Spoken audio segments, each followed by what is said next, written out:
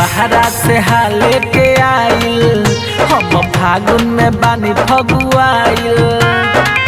अरे का कही हो, बाले बहरा से हाले के आइल, हम फागुन में बानी फगुआइल।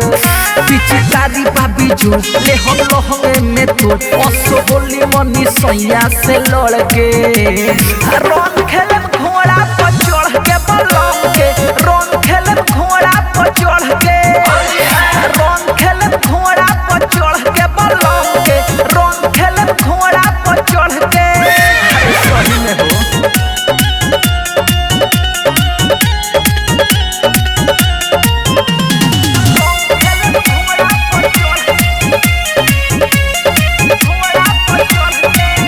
अरे लुगा हटा के पलंग पर सुता के करायम सामान पूरा लाले लाले। होली हो ये सखी हो बहनी हम लगई है अबीर गोरे गाले गाले। हो लुगा हटा के पलंग पर सुता के करायम सामान पूरा लाले लाले। होली हो ये सखी हो बहनी हम लगई है अबीर गोरे गाले गाले। ये हो अब होई रंगीन हमर होली, जब खोली है लाहे लाहे चोली। छुआ के अपन छाती तनी होई उत्पाती, भर पाजा में उनके पकड़ के। रंग खेले घोड़ा पर चढ़ के बलम के, रंग खेले घोड़ा पर चढ़ के, रंग खेले घोड़ा पर चढ़ के बलम के, रंग खेले घोड़ा पर चढ़ के। Presented by Albina Recording Studio, Simla.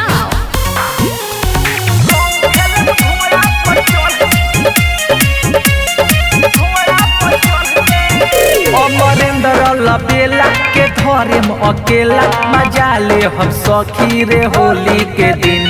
Guddu बोले डेन से परी है असते हो, रंगाली है सखी रे आपन मसीन। अमरेंद्र लबेला के धरे में अकेला, मजा ले हम सखी रे होली के दिन। गुड्डू बोले डेन से परी है असते हो, रंगाली है सखी रे आपन मसीन। घोरी बाल्टी में रंग रहम रखले, ऊपर चढ़ी है भातार भले हफले।